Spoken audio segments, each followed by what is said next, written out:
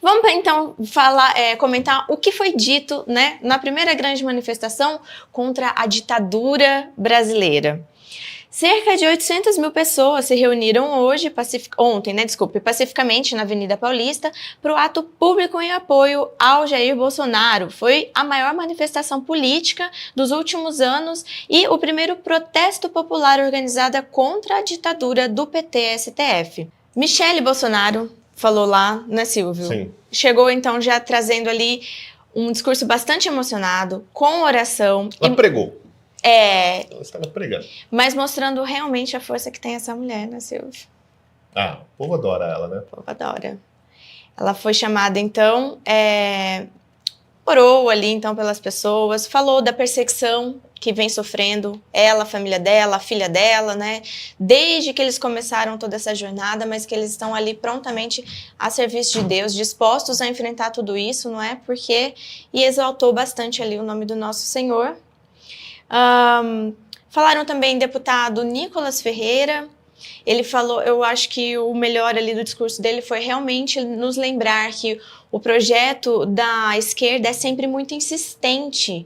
Não importa o tempo que passe, eles não desistem, né? Eles não são imediatistas. Se levou 12 anos para eles voltarem ao poder, a gente não pode se submeter a querer, assim, uma coisa deu errada, um passo deu errado, já desistir, já deixar para lá. Não, a gente tem que olhar para isso e aprender, de certa forma, né? Com essa insistência, persistência que a esquerda sempre tem de estar nesses lugares. Quem mais falou, Silvio? Gustavo Gayer, Magno Malta, não é? E então veio o discurso do pastor Silas Malafaia. Aí eu vou deixar para você, Silvio, porque olha... todo mundo... Tem uma matéria aqui que eu achei ótima, não sei quem escreveu. O pastor que não tem medo de lobos. É uma matéria que tem aqui da nossa redação. E é um homem de Deus, mas alguém comentou e eu concordo, é um cabra macho de Deus. Cabra macho de Deus. O Silas Malafaia, como ele era o dono do evento, que foi ele que pagou tudo, ele que organizou. E, aliás, acho que é por isso que foi um dos eventos mais bem organizados, né? Boa, nos últimos anos. Bem pontuado foi muito isso. bem organizado, assim, todo mundo tinha um tempo controlado para falar, né? Um monte de gente não falou, o que eu achei bom também, né?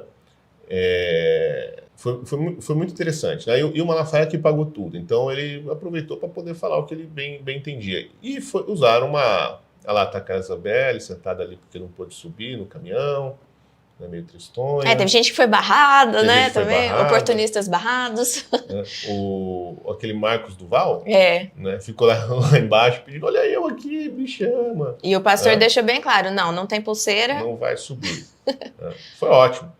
Então, o que acontece com o Malafaia? O Malafaia, eles fizeram uma dobradinha. O Malafaia olhou para o Bolsonaro e falou, não, deixa que eu mato essa no peito. Ele falou tudo que o Bolsonaro não poderia falar para não complicar mais ainda a vida do Bolsonaro. Tá? E o Malafaia, desceu o rei. Né? Ele começou a fala dele já descendo o cacete do Lula, falando que repudia o presidente Lula, né, pelas falas antissemitas dele com relação à guerra entre Israel e o Hamas, né, e dizendo que o Brasil, né, faz o Brasil passar vergonha internacionalmente por conta das suas, né, opiniões destrambelhadas. Que bom. E aí ele falou, bom, mas eu não posso falar mal eu achei muito engraçado isso. Ele falou, eu não posso falar mal do STF, porque a gente fala mal de uma instituição, a gente vira antirrepublicano, antidemocrático, golpista, não sei o quê. Então eu vou falar mal das pessoas. Ele foi construído ele usou uma expressão maravilhosa, uma engenharia do mal, para prender o presidente Bolsonaro. Né? E aí ele começou a relatar tudo que foi acontecendo ao longo dos últimos anos, né? Ou dos últimos meses, pelo menos, para colocar o Bolsonaro na cadeia. Então ele volta lá no começo, né? Lá em 2021, ele relembra o 7 de setembro de 2021, ele fala, inclusive, eu estava com o Bolsonaro aqui na Paulista, né? E o Bolsonaro... O que ele falou assim, o Bolsonaro falou um monte de merda contra o Alexandre de Moraes, né? E todo mundo ficou achando que iria chamar o artigo 142 se o Alexandre de Moraes interferisse no Executivo novamente, né? Ficou todo mundo esperando alguma coisa no outro dia, e no outro dia ele ligou para o Temer E para surpresa de todos nós, mas o Malafaia falando isso como uma coisa boa, né? Para surpresa de todos nós, ele arregou. Ele não usou a palavra arregar, mas ele adotou um tom conciliatório. Eu disse, caramba! Vou usar a expressão do Malafaia. Disse para ele, caramba, nós não esperávamos isso, presidente. Na linguagem popular, o presidente fumou o cachimbo da paz. Não, o Malafaia estava muito doido, né? E aí, bom, mas aí ele disse, o que ele estava querendo dizer, né? Que o Bolsonaro em nenhum momento foi para cima das instituições. Ele até falou umas barbaridades lá no 7 de setembro, mas no outro dia ele já sentou com o Temer, fizeram a cartinha lá e propuseram uma pacificação, etc, etc. E ele fala a mesma coisa depois da eleição. Já teve a eleição em que o Bolsonaro foi massacrado, porque ele foi praticamente impedido de fazer campanha, né? Podia se chamar o Bolsonaro de genocida, mas não podia chamar o Lula de presidiário, de ex-presidiário. E aí o Malafaia relembrou o quê? A frase do Malafaia. A eleição acabou, o Bolsonaro perdeu. Silêncio absoluto de Bolsonaro. Não atacou ninguém, não reclamou de ninguém e foi embora para os Estados Unidos.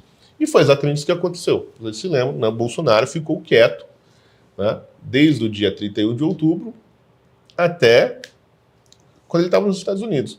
Ele falou um dia lá que ele foi ali no Congresso, né, o dia que ele estava com o pessoal do sertanejo, né, com o Agroplay, e mandou essa história, né, falou assim, foi lá falar que perdi, né, a eleição. Não assumiu exatamente assim com as palavras, mas foi o dia que ele, né, reconheceu que tinha perdido. Reconheceu tanto que até falou, o pessoal daqui vai sentir falta da gente, né? Falou ali meio baixinho, o pessoal vai sentir falta da gente aqui. E aí ficou naquele negócio de só aparecer e ficar quieto. Vocês lembram que ele lá no laguinho lá da casa dele, que ele ia lá e ficou 40 minutos parado olhando assim, e o povo rezando, gritando Sim. e tal, e ele nunca falava nada. Né? E foi embora. Né? Então o Malafaia tá certo, assim, ele não fez nada. Aí ele lembra-se, quem foi... contestar o resultado das eleições foi o partido, o PL, né, foi o primeiro o Valdemar da Costa Neto, que é o presidente do partido, o PL questionou, né, com uma ação totalmente legal, segundo todos os critérios legais, quer dizer, qualquer um pode questionar qualquer coisa. Ele relembrou até quando, na eleição do Aécio, do Aécio, né? Isso foi feito. Ele comparou com a eleição de 2014 do Aécio, quando o PSDB, que era então o partido do senhor Alexandre de Moraes, né, questionou o resultado das eleições, que o Aécio perdeu para Dilma, né, também numa situação que todo mundo ficou com dúvida com relação à urna eletrônica, né, porque todo mundo viu o que estava acontecendo, né, o Aécio estava ganhando até um horário, depois virou a chave e ele começou a perder e não passou mais na frente na contagem dos votos. Né. E ele comprovou, bom, na época o Aécio fez isso, o PSDB questionou, teve um inquérito, investigação, etc. Agora, o Valdemar, o PL, questionou também e ele tomou uma multa, que não era uma multa, na verdade, era um deboche, que eram 22 milhões de reais, porque o partido do Bolsonaro eram 22. Inclusive, o depoimento do Bolsonaro na Polícia Federal essa semana foi no dia 22 também. Né? E o Moraes fez questão de não mudar a data. Né? E ele falou, bom, o tratamento completamente diferente, absurdo. Então é óbvio que isso mostra, né, que a justiça tem um lado, né, e trata o Bolsonaro diferente do que trata outros políticos. Né. Mas aí ele deixando claro, se o Valdemar fez isso, tal, não deu em nada, e foi todo mundo para casa quieto e aceitaram o resultado da eleição, tanto que o Lula assumiu. Né.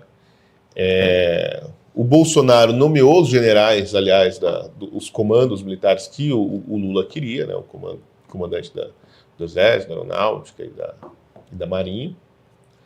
Quer dizer, o Malafaia não fala isso, mas é o que estou relembrando. Sim. Né? E o Lula assumiu sem nenhum problema, inclusive ele colocou o seu GSI lá, colocou a sua BIM, a sua Polícia Federal, e essas organizações, né, foram relapsas e não conseguiram identificar que ia ter um quebra-quebra no dia 8 de janeiro. Quer dizer, conseguiram identificar e não fizeram nada, né? Porque hoje já tem os documentos que provam que todo mundo sabia e resolveu não fazer nada. Né? Então, assim, enquanto o Bolsonaro tinha algum poder e era presidente, nada aconteceu. Foi só quando o Lula, Flávio Dino assumiram o poder do Estado que as coisas, né, deram no que deram. Então, é isso que o Malafaia lembrou. Ele lembrou também dos presos, né, do 8 de janeiro. E fez a lembrança do Clesão também, Sim, né? foi muito claro dizendo que o sangue do Clesão corre nas mãos de Alexandre de Moraes. Tá? Então, o Malafaia desceu o cacete. Ele foi um advogado realmente ali, não é? Foi. Relembrando, então, todos essa curta linha do tempo, né? Lembrando esses principais momentos e as incongruências, né? Não, foi um discurso muito bom. Inclusive, nós colocamos ele na íntegra lá no nosso Instagram. Só você entrar lá no Instagram do Jornal BSM, né, tá lá nos Reels, né, o discurso inteiro do Malafaia, que realmente foi bom. Realmente foi bom. Assim, eu fiquei muito bem impressionado com tudo que o Malafaia falou. E aí, ele saiu, entrou o Só relembrando também que ele chamou o hino, não é? O hino da independência foi. Então falou na Brava Gente brasileira, não é? E todo mundo cantando ali. Só relembrando também esse momento, porque, assim, um momento bem patriótico, né? Não, o Malafaia foi muito valente, ele é muito corajoso. Né? E uma frase que ficou até emblemática, né? Ele falou assim: se eu tenho medo de ser preso, eu não vou me calar, vergonha é fugir. Não é? Vergonha é ficar quieto. Então, assim, ele não tem medo de ser preso. Isso. Não sei por que ele não tem esse medo. Né? Não sei se ele realmente não tem medo ou ele sabe que não será preso. Né? Eu duvido que toquem no Malafaia. Né? Assim, ainda mais agora que o PT está tentando se aproximar das igrejas evangélicas. Se prender o Malafaia, acabou o PT. Boa. Né? E, Silvio, a nossa amiga Esté, ela fez um comentário, né, numa possível candidatura aí dele como senador. O que você acha? Acho cagada. O Malafaia só pode falar essas coisas porque civil, porque ele não tem interesse político partidário, ele não tem cargo. Né? É só ver os nossos deputados. Depois que começou o negócio, né, o inquérito do fim do mundo, que foi atrás do pessoal, de alguns deputados, e começou a perseguição política e caçar mandatos, todo mundo perdeu uma bola. Não vou falar que perderam as duas, né? Porque tem muita gente que fala ainda, que é combativo, mas todo mundo ficou meio desbolado, entendeu? Por quê? Porque qualquer coisa você pode perder o seu mandato. Inclusive, os próprios ministros do STF sabem disso e são muito claros de que eles usam isso para controlar o tom do discurso. Ou seja, não tem nada a ver com justiça. Eles usam os processos que rolam no TSE para controlar o grau de oposição que é feito pelos parlamentares. Como eu sei disso, porque ontem mesmo saiu uma matéria, se eu não me engano, no Globo, né? No Metrópole, que eles conversaram com os ministros do Supremo Tribunal Federal, com a ala majoritária, que eles dizem, né? E todos foram unânimes dizendo que o movimento foi enfraquecido no sentido do apoio ao Bolsonaro, ou seja, os políticos, né, que apoiam o Bolsonaro não foram lá falar, porque todos eles têm processos do TSE, né, e temem que o que eles falarem pode movimentar esses processos. Né? Os processos podem ser usados contra eles podem se complicar e serem cassados. Agora, o que o processo no TSE eleitoral tem a ver com a manifestação na Paulista? Absolutamente nada. Mas os próprios ministros reconhecem que usam... Né, de qualquer pretexto, né? Que usam a justiça como forma de controle político, né, de combate político, o que é, evidentemente, uma putaria, né, e uma desgraça para o país. E é óbvio que esses ministros, ninguém, né, eles não dizem quem foi que falou, né, só que conversaram com alguns ministros, né, mas é evidente que esses ministros deviam ter os seus mandatos cassados, porque eles estão, né, usando o instrumento jurídico, né, para controlar a política brasileira. Exatamente. Então, assim, é o fim do mundo. Bom, e aí, o momento que todo mundo esperava. O mito. O mito, tava lá, eu acredito, com a proteção, né? Como que é? Colete, né? Tava de colete. E chegou também, né, no carro com o Tarcísio, aquela multidão cercando, alguns seguranças ali com pasta, né, protegendo também o entorno dele. E falou. Bolsonaro falou, Silvio. O que o Bolsonaro falou, Ana? Eu acho que, bom, o que a gente pode dizer, assim, que a gente percebe... Ele relembrou alguns momentos do governo dele, não é? Eu acho que um ponto legal que ele lembrou foi falar do MST, mas, por exemplo, ele não citou agora, não usou dessa oportunidade, eu acho que talvez foi para não ficar mexendo em vespeiro, porque isso foi um tom do discurso dele. Aliás, não ter um tom muito combativo, não é? Ele foi mais prudente ali. e não ficou atacando, não trouxe exatamente nomes e tal, mas também elencou pontos do seu governo positivos, falou da questão do MST, né, dos terroristas do MST, e de ter ali tido um momento alto no governo dele, quando concedeu títulos, né, às pessoas, e aí essa questão da MST ficou um pouco mais apaziguada. Não lembrou, então, lembrou de nomes de ministros, né, então da Tereza Cristina, do astronauta, né, ele gosta de falar bastante do Marcos, alguns outros. E aí eu particularmente senti falta de ele ter mencionado a Damares, porque fez um trabalho brilhante ali, né, com a questão. Mas talvez não tenha dito para não ficar cutucando, não ficar mexendo em treta, né? Então ele teve esse tom um pouco mais prudente, realmente. E lembrou também, pediu anistia. Então esse foi o cerne do discurso dele, foi todo planejado, na verdade, para ele dizer isso que ele disse, né? Eu teria muito a falar, tem gente que sabe o que eu falaria. Todo mundo sabe o que ele falaria. Mas o que eu busco é a pacificação, passar uma borracha no passado. É buscar uma maneira de nós vivermos em paz e não continuarmos sobressaltados. O que ele quer dizer? Está todo mundo esperando a Polícia Federal vir te buscar em casa, né? É isso que ele quer dizer, sobressaltado, né? E por parte do Parlamento Brasileiro, uma anistia para aqueles pobres coitados que estão presos em Brasília. Nós não queremos mais que seus filhos sejam órfãos de pais vivos, quero a conciliação.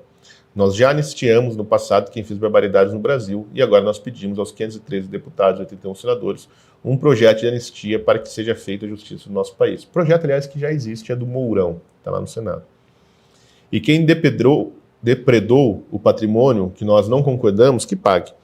Mas essas penas fogem da razoabilidade. Nós não podemos entender o que levou poucas pessoas a penarem tão drasticamente esses pobres coitados que estavam lá no 8 de janeiro, pediu Bolsonaro.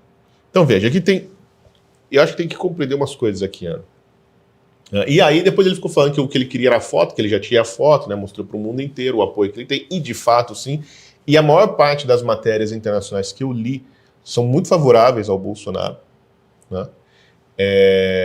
Eu acho que ficou claro, né, não só pela manifestação, né, mas assim, acho que está claro para o mundo, inclusive depois da declaração do CIPEC, aliás, né, do Eduardo Bolsonaro, fez um ótimo discurso, né, está claro para a imprensa mundial o que está acontecendo no Brasil, porque a maior parte das matérias foram tratadas que as pessoas se reuniram para protestar contra um golpe que está sendo dado contra o ex-presidente Bolsonaro.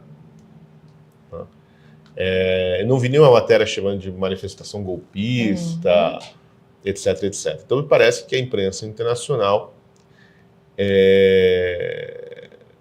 os seus patrões deram um cansei do Lula. Foi isso, era isso, Silvio, que me chamou bastante atenção. Favoráveis ao Bolsonaro e enfatizando o quanto é contrário ao Lula. A população já está farta, né? Então, assim, cheia. Acho que a elite globalista cansou do Lula, sobretudo depois que ele foi atacado dos seus parceiros principais, que é o Estado de Israel. Né? Então, mas tem muita gente que ficou assim, o Bolsonaro broxou porque ele pediu a pacificação, etc. Né? Eu acho assim, eu até conversei com o Bernardo depois, acho que a gente conversou no grupo, o Bolsonaro praticamente repetiu a tese do Michel Temer na entrevista que ele deu na CNN há 2 semanas atrás, em que ele falava justamente isso. Né? Nós temos que passar uma borracha. Ele usou até as mesmas expressões. Né? Temos que anistiar esse pessoal do 8 de janeiro e tal. Não teve tentativa de golpe, foi toda uma conversa de maluco, mas nada aconteceu, né? Isso aqui é a tese do Michel Temer, e o Michel Temer acha que não tem que prender ex-presidente nenhum e tal, deixa isso pra lá, vamos conciliar, o país não pode. Ele meio que, certamente ele conversou com o Temer, né, antes de subir no caminhão, isso eu tenho certeza que foi muito discutido com o ex-presidente Michel Temer, né, que é o homem da paz, né, o Michel Temer. E criador do... Não vamos nominar.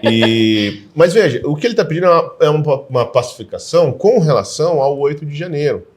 Né? O que ele quer, a anistia, ele não está propondo assim, não, eu e o Lula vamos nos sentar aqui, agora vamos resolver as nossas desavenças e vamos trabalhar com o PT e com o Alexandre de Moraes para o bem do Brasil.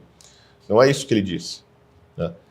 O contexto em que ele está falando de passar borracha, buscar uma pacificação, etc., é em acabar com o inquérito do 8 de janeiro. Né? Ou pelo menos com o inquérito que está no Supremo Tribunal. Então distribui para as justiças locais, então o sujeito que quebrou a vidraça vai pagar pelo crime de ter quebrado uma vidraça, a tiazinha que sentou na cadeira, não sei de quem, lá dentro do Congresso, vai ter que pagar uma cesta básica, o outro fulaninho vai tomar um puxão de orelha e assim por diante. Tá? Agora, esse negócio de nego pegar 17 anos de cadeia, isso aí tem que acabar, porra, pelo amor de Deus. Tá? Então, isso tem que acabar. Tá? E é nisso que ele está apelando. Então, é uma comoção nacional que, né, se sensibilize por esse projeto de anistia e acabe com isso. Porque, olha, independente das orientações políticas de todo mundo, né, é óbvio que o que está acontecendo não pode acontecer. Você não pode mobilizar a máquina do Estado na sua cúpula, né, no seu aparelho mais repressivo, que é o STF e a Polícia Federal, né, para prender, por exemplo, que tinha um sujeito com o grau máximo de autismo. Né, estava lá contado entre os terroristas. Né, como bem lembrou o Eduardo Bolsonaro no discurso dele lá no CIPEC, um morador de rua, né, estava lá como os golpistas. Vendedores ambulantes, dona de casa, né, essas pessoas estão pegando 17, 14 anos de prisão por crime de tentativa de derrubada do Estado. Então foi tentado dar um golpe. Por exemplo, mas uma coisa que ninguém fala. Quantas armas foram apreendidas no dia do golpe? Eu não estou falando nem de tanque de guerra, não, tá? De equipamentos militares. Não, estou falando de garrucha. Não. Quantas foram apreendidas? Quantos estilingue foram apreendidos? Quantas facas? Nenhum. É a primeira vez na história da humanidade que se tenta dar um golpe. Bom, primeiro assim, sem liderança, né, e sem arma. Como que se dar esse golpe? Não sei, no grito. O Bolsonaro lembrou isso, né? Não se dá um golpe sem arma. Não, e sem liderança. Tá, eles deram um golpe. O que eles vão fazer com o golpe? Né, tomaram o poder. Agora o poder vai para quem? Quem que é que estava lá no dia que falou, bom, agora eu que mando nessa porra? Ninguém. Não tinha nada disso. Quem planejou o golpe? Ninguém. Porque se alguém tivesse planejado, porque vocês prenderam um monte de gente que estava lá no dia dando o tal do golpe. Mas quem que estava coordenando a ação no dia? Ninguém. Lógico, existiam vários elementos infiltrados do serviço de inteligência tentando controlar não, né? Induzir ali? Direcionar as manifestações, como a gente viu naquelas imagens que o governo americano vazou para a CNN, né? De dentro do Capitólio? Não, de dentro do governo desculpa. brasileiro, dentro do Palácio do Planalto, que estava lá, né? Sim. O chefe do GSI, né? O general Dias, né, abrindo, fechando porta para o pessoal e tal, dando cafezinho, água, orientando o que eles tinham que fazer ou não. Então, assim, a gente sabia que tinha, a gente viu oficiais da P2, da polícia, do Distrito Federal infiltrado lá dentro, sendo protegido pela polícia, né, cara paisano usando arma, né. Como que a gente sabe que é? Porque ele estava atrás da polícia, né, a polícia fardada estava dando cobertura para o sujeito. Nós vimos tudo isso aí. Agora, eles estavam ali, esses serviços de inteligência estavam ali para causar a confusão e justificar o seu trabalho, né? Que é isso que esses serviços de inteligência fazem. Né? Então, é óbvio, essas pessoas têm que ser punidas mesmo. Né? O general Dias tinha que estar apodrecendo na cadeia. Pois é. E não foi nem citado no relatório, né, da CPMI. Da CPI, Agora, mas o golpe, nem essas pessoas queriam dar golpe, só queriam causar assim, no final das contas, os serviços de inteligência só queriam, da PM e do GSI, só queriam causar confusão para justificar a ação do Exército. E conseguir, junto ao Lula, uma boquinha.